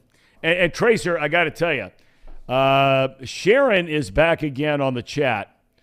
And boy, the only time she shows up is when you come on. She says, "I'm so excited that Tracy is moments away." Well, I got to be honest with you. I checked Sharon out, and as my dad used to say, she's a hot piece of ass. I can't wait to hear her reaction to this, because she has been all over the chat today, and she is really, really excited. Hey, we were talking before you got on today. Christmas gifts and Christmas. First of all, have you done any Christmas shopping yet? No. Actually, I'm giving a present this afternoon to Hunter, because we're leaving to go on the train tomorrow, so I won't see him. So he has 2 daughters. We're got some presents wrapped, and he does all that stuff. But I have to deliver something to Hunter, and but that's about it. I don't do much shopping. I don't like to shop. Yeah, I don't like to go to the mall. Look, you're getting Danae something. We don't want to, get into what it is and ruin the surprise. But, I mean, this is your wife of nearly 14 years. I mean, there's no way you're not doing something for her, getting her something for Christmas, right? I did. I paid for that train ride to Santa Barbara. I think that's enough. Don't you? Hey, I'm not a bank. I get frustrated. I'm a little frustrated today because I've had 3 people come to me asking to borrow money. And it gets real. And listen, I'll help anyone out. But don't tell me that you're going to borrow the money, because they don't pay it back. A wise man told me, he was 80-year-old. His name was Dr. Rothschild. He was a child psychologist, doctor. Very smart man. He says, "Trace, when you get older, you're going to have people come to you and ask to borrow money. Say it's not borrowing. You give them the money, because it'll affect your friendship, your relationship, if it's a family member. So you just give them the money. But don't come to me and say you want to borrow, a few $1,000s. Okay, I'll give you the money. Don't ask to borrow. It's just, that's a piece of advice I know you guys, Polly and Casey, you guys are brokies, but one of these days you'll be making some money. And just remember, I told you, give them the money. Don't loan them the money. All right. Well, listen, there are a couple of topics that we need you to cover for the Ham and Eggers. And Casey, Paul, you want to say good morning to the Tracer? Good morning, Trace. Tracy, how are you today? I'm doing all right. Can I ask Casey something? Because he hasn't said much the last couple shows. Are you having some issues at home, Casey? Tracy, I've just been really stressed out lately because the wedding planning and, recently my fiance brought up the issue about the honeymoon, and I started looking, and I'm stressed out about it too. It's hard finding a trip that fits within the Ham and Eggers budget. It's tough. What is your budget? What is the budget? Like $3,000 or $4,000 in that range. Sorry, I thought you said 3,000 or 4,000. What's it really? Like 25, I think, is a good number. I think I get you a good place for 25. I could get you a 6-star resort for 25,000. No, I didn't miss.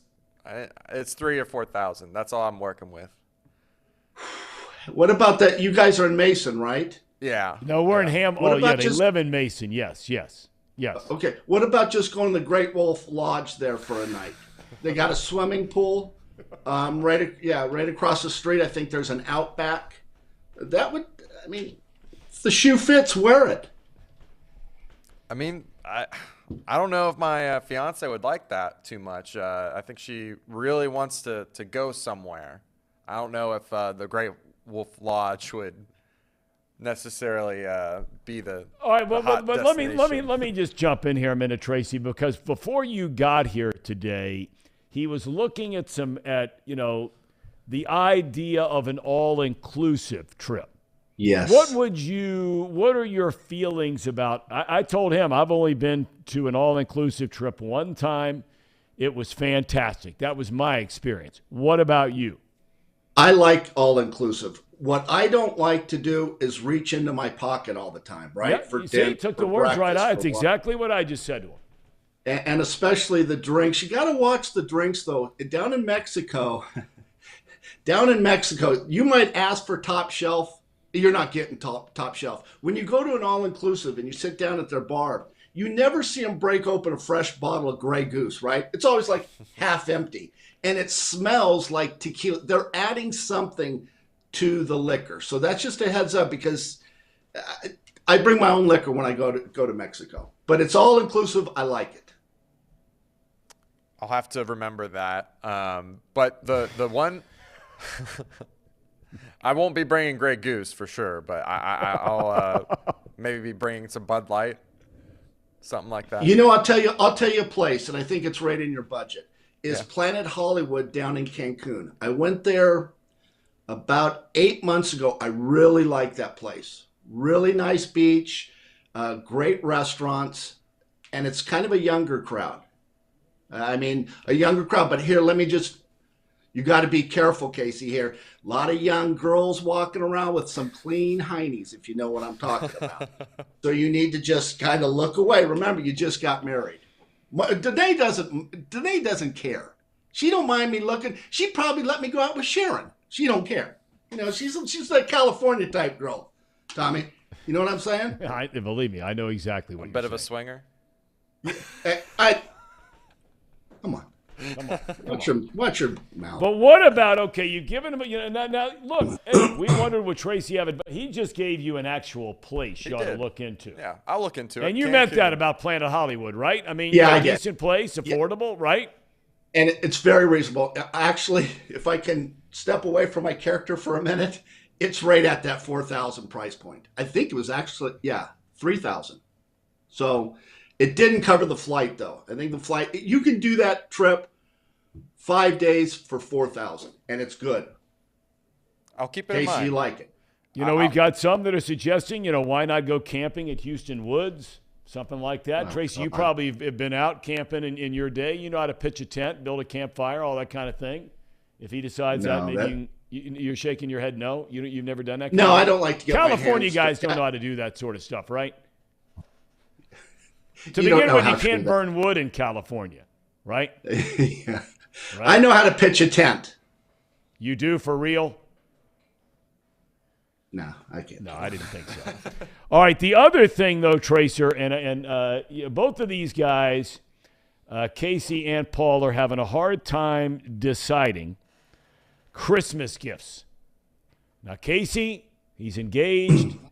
Paul, he told us earlier he's coming up on his 5-year dating anniversary. Oh, put a ring on it. See? You know what happened, Tracer? To give you an idea how clueless Paul is, and I love Paul, I said to him on the air, I said, well, Paul, 5-year dating anniversary, I can tell you there's only one thing she's interested in. And he looked at me like I had just asked him the mathematical equation that led to the founding of gravity. So the whole marriage thing? No clue. And so I asked Casey, we were on the air, I said, Casey, would you care to please fill in the blank for Paul? And he said exactly what you just said, which everybody on the planet knew except for Paul. Maybe that's one of the problems. Okay. Let me tell you something about marriage, okay? It is extremely overrated, okay? It's overrated. You get married to have kids. If you don't have kids, then you shouldn't be married. There's nothing wrong. Look at Goldie Hawn and Kurt Russell, right? They've been together, not married. I mean, they have a great relationship. You get married to have kids. You know, getting married is overrated. Now, I love my wife, but she would probably tell you marriage is overrated. Danae waited till she was 40 years old, Tom. That's pretty old. That is. Right? That is. That's smart, I think. So what are you going to get her, Paulie? Yeah, I don't know, Tracy. It's tough. We were talking about it earlier, and both of them said you got to get the ring, and I was like, well, we're gonna need a Christmas bonus for that one because that's a little out of the price point right now. Well, you would know that. I know that you know that about me, so I know. But it's that's on Thursday, and then we have Christmas right around the corner, 10 days later. How much are you going to spend on the ring? What price point is that? Well, I was thinking at least somewhere between $10 to $20.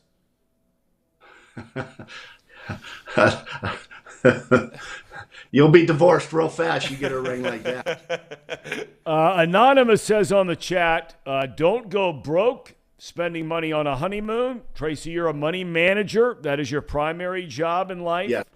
And Anonymous adds, don't let the marriage cost more than the divorce lawyers. Ooh, that's nice. Let me tell you this about Mexico, and you're going to really have to watch out for this, is there's been a lot of kidnappings, okay? A lot of kidnappings. What they do, Paulie, they take you, and Casey, they take you and then cut out your organ and then sell it in the black market. You've heard about this, right, Thom? I have. Happens all the time. So just watch out for that. Wait a second. Be concerned. Are there any organs I can sell for more money? Well, that's a great question because the liver goes for a lot of money. Well, that depends on whose liver it is you're looking for. Yeah, exactly. Got to be real careful with that liver. Nobody's trying to cut out mine and hand it to somebody else. That I know for sure. Now, you two guys, different ballgame. I mean, you haven't been running the streets in Mount Adams or wherever. Although Dana Gardens, that place, you drink 2 or 3 times in there, it's probably like drinking 15 times somewhere else. You throw them back. Don't underestimate Mount Adams, though.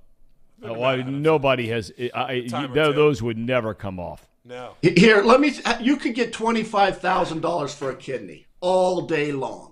And you only need one kidney, right, Thom? Well, Johnny Bench had one kidney taken out when he was playing, if I remember right? See? Yep.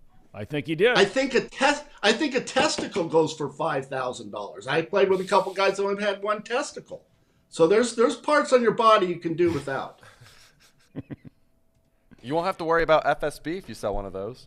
Good point. Sharon says here, Tracer says, make sure, and this is to the guys, Sharon says, make sure you make her sign a prenup with a stipulation that you can divorce her with no money if she gains 20 pounds. Any thoughts on that one? Oh, you've got to have a weight clause in your prenuptial agreement. I do that every quarter with Danae. She hops on the scale, and 20 pounds, that's way too much. 5 pounds, and it's all over. Yikes. Well, what do you think, Thom? Well, look, I'm very fortunate. My wife is, she was an All-American runner, so she has always stayed in very important to stay in tip-top shape. Not everybody has the time to do that. I often marvel, I have to say, and Danae's a working woman. Yes. I never had the kind of job where I had to get up at 6 o'clock in the morning, go to work, not get home until 5:30, 6:30 at night with a wife, kids, dinner, all that kind of thing, and trying to find time to exercise. I'm being serious about this. I never had that kind of job. With baseball, you're playing night games. If you wanted to exercise as a broadcaster, you had plenty of time early in the day to do it. I'm amazed at people and how they can find time to still exercise if you're working a job, 9 to 5, or you know what I mean? That is such a lousy excuse. I can't believe you just said that. I mean it when I said it. Well, I mean it. wrong. You People are come wrong home like from your dad work, is they're wrong. tired. They want to see their wives. They want to see their kids. They want to see their husbands. They got to help good dinner together. Next thing you know, it's 9 o'clock. And you're doing it all over the next day. You could find time. What I do probably 6 days a week is I refer to it as Jonesersizing. I Jonesercise. And that is 300 push-ups and 100 sit-ups every single day. That is my goal. You can find time to take out, it takes me 22 minutes to do that, and you're good to go. You have to do something physically. There's no excuse. You can walk, you can do push-ups, you can do sit-ups, or just watch what you eat as well. But I think there's always time to exercise. Okay. Sorry. Thom, we have something for Tracy today. Yes, we do, Tracer. Something new. Yep, we have a brand new segment for you, Tracer. All right, Tracy, here we go. Nervous. It's time to guess that player with friend of the show, first pick in the MLB draft, kinda, an overall good guy, Mr. Tracy Jones. This is really getting high end. I'm telling you, this is the third like one of these they've had today alone. So, like Tracer. You guys are doing a great job. Just thought I would tell you that. You are. There's no doubt. Thank you, Tracy. We have here for you some hints, and you are supposed to guess who we're trying to describe here. Okay. Go ahead. All right. This player was an all-star. He played on 4 teams, and he's more handsome than Tracy Jones. Those are your first 3 hints. Tony Phillips. No. Nope. Not quite. Okay, that's a start. We'll give you some more hints now. He was a postseason gamer. Guys, do you know how many players I've played with? Hold on. All right. My book that we're I'm just write, getting started here. Don't get frustrated yet. Go ahead. I'm very frustrated. The book that I'm going to write, the title is "Did I Play with You?" That's the title of my book. Okay, give me some more. He was most known as a Tiger. Well, would that be Trammell? No. Jack Morris. There you go. How about that, Tracer? There he is. Hall of Famer John Scott Jack Morris. Great guy. Love Jack Morris. Now, there's a guy, Tracer, and we talk about it all the time, and I was making reference to another ultimate gamer. Whether you like him, don't like him, it's irrelevant, but just gamer. I use the name Kurt Schilling. Jack Morris, you were around this guy every day. There's a difference between the great ones and the guys who are trying to be great. Am I right or wrong? Well, you knew Jack was a real easygoing, nice guy until the day he pitched. Then it was all business. And I'll tell you who was even stronger going that way was Randy Johnson. Yeah. You didn't mess with Randy at all. Randy was a great. I played with so many great people. And I consider them friends, although I don't stay in touch with those guys.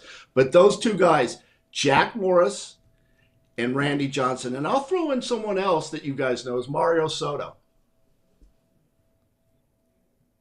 Oh, well, I mean, what a great pitcher. If he'd have pitched on better teams, it's always a shame when you see those guys who, just pitch on bad teams for so long and think what they could have been or could have done. Soto was a guy who had the stuff to be a Hall of Famer. There's no doubt about that. Stuff. And he had a great changeup, and loved to go to. Never mind. Let's just say we went out a couple of times and had a good time.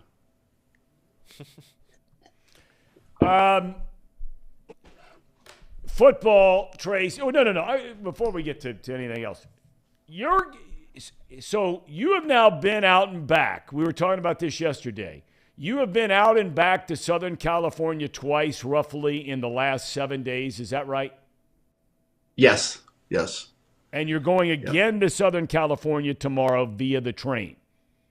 Right. Tomorrow night we leave out of Cincinnati and then go up to Chicago and then straight across. It's going to take 2 nights, I think. 3 days, 2 nights. So yeah, I'm going across. I'm looking forward to it. I love the train. Have you ever taken the train? You know what? I've only taken the train very short distances, like your old stomping ground. I've taken it many times from LA to San Diego.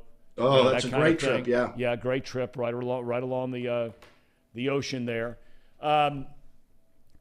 So what are your accommodations like on a train? I was thinking about that because this is something that sounds right up my alley that I think I would like a lot. And after you tell us about the accommodations, is it one of those deals where in some of the cities you stop and get out and walk around for a little while, like somewhere in South Dakota or somewhere if it's warm enough to do it, anything like that? That's a really good question. They give you about 10 minutes. We don't have that trip where you can pay for that trip where you get off and you can visit the city, but this one gives you 10 minutes. So you're just walking off the train and then getting right back on. But the accommodations are pretty good. The rooms are really small, but we have our own bathroom. We have our little sleeper. The food is very good. And we had to actually pick out our breakfast, lunch, and dinner the other day. So they gave you a bunch of choices. I'm getting the flat iron steak. Yep. Amtrak famous for, and the French toast for breakfast. Well, now Tracy, Casey, this might be an idea. You know what? It could be. I wouldn't do it in the winter. No. And I'm kind of curious. I'm just kind of thinking out loud here. Is that I wonder if this is one of those deals, Tracy, where let's just say, for example, you pay for whatever you pay for, right? But it's one of those deals where maybe you leave Chicago in the summer months, okay, when the weather's going to be good, and you could stop somewhere, I don't know, Jackson Hole, Wyoming. I don't know where the train goes through or something like that. But you get off for a day or two. You go hiking for a couple days, check out Jackson Hole, and then when the next train comes through, whether that's 2 or 3 days later, okay, now you jump on that one. You get to somewhere near what, Tracy? Seattle? Somewhere close? I would do the Seattle. I think our trip is hitting across to Seattle this time. Last time we went south, we're going north, and I think we land in Seattle and then down to Santa Barbara or Ventura, I should say. But so yeah, see, now Casey, you're starting listen. to piece together a nice little honeymoon here. That's a great idea. All seriousness, that's about a $4,000 trip, 3 or 4. I'd say about $3,500. But get the one train that you can get off and hop back on.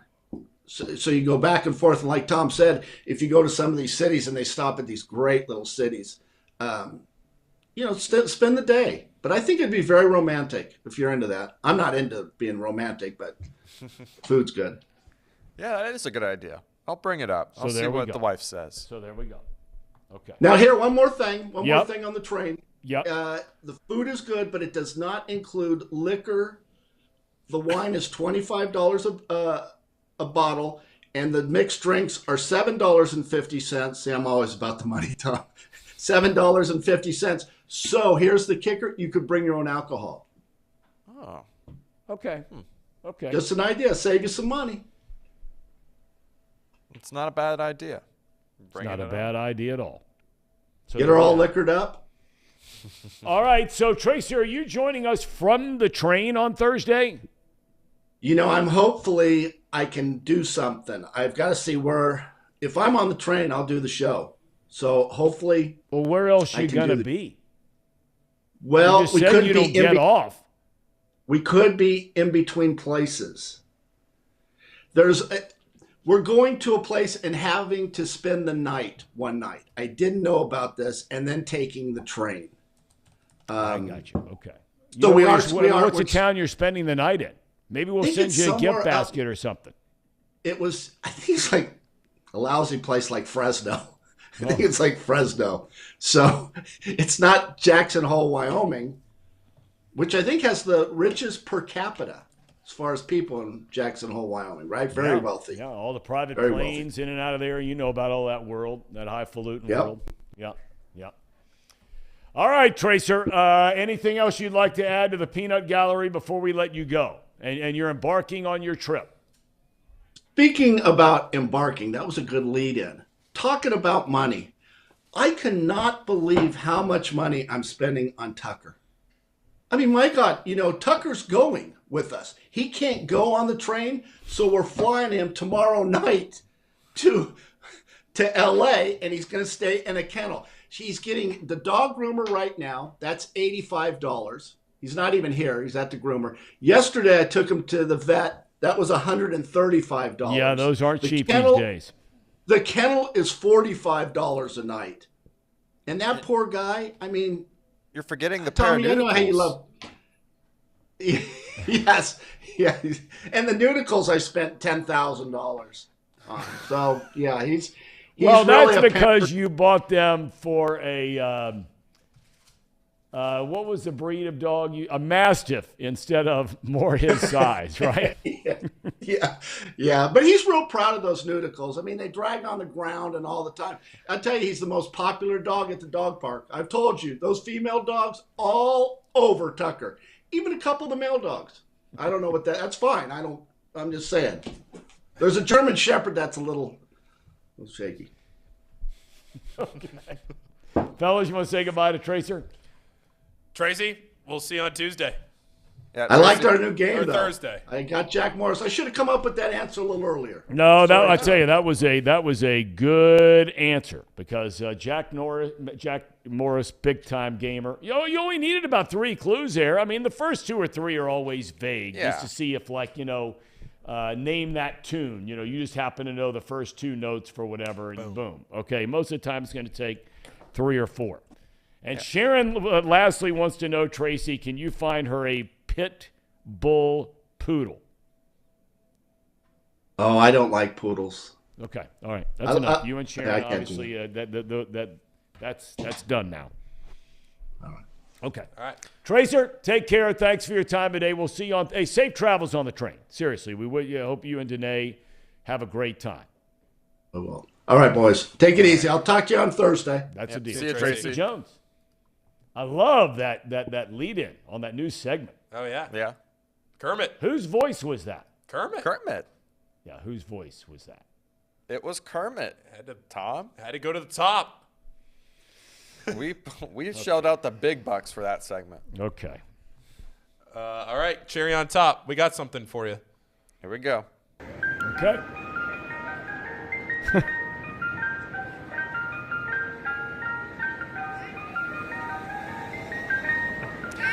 So, in the spirit of Mike Leach, who passed away yesterday, last night at the age of 61, and in the spirit of marriage advice from Tracy Jones, we present this all-time gem from Mike Leach. Oh, I love this guy.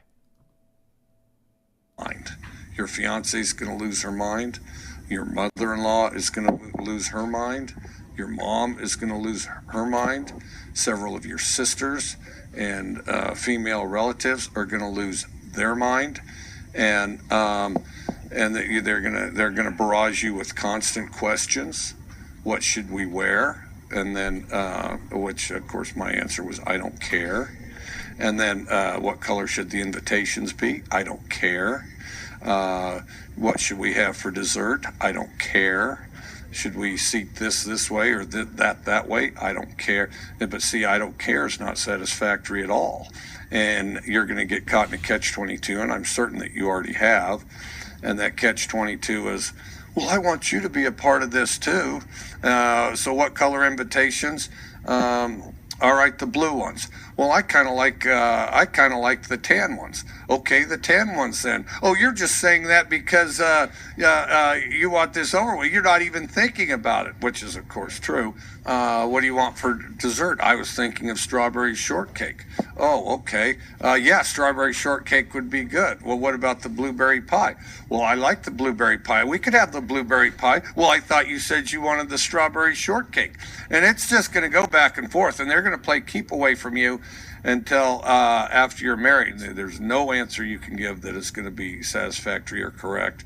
And if you successfully please a few of them, the others will still be, oh, well, I just don't feel like he's that interested. Yeah, okay, so you need to work late.